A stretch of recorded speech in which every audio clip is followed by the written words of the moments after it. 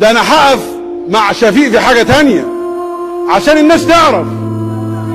احنا عندنا ملف فيه تحقيق دلوقتي، بس انا مش عايز استثناءات، عايز القانون بجد.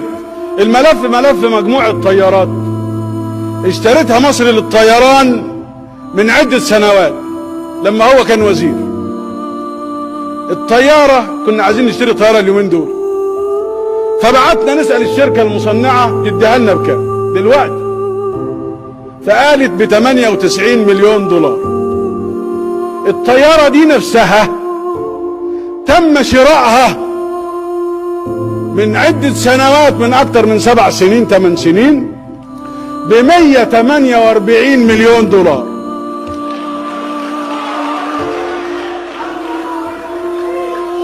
يعني المصريين الغلابة دول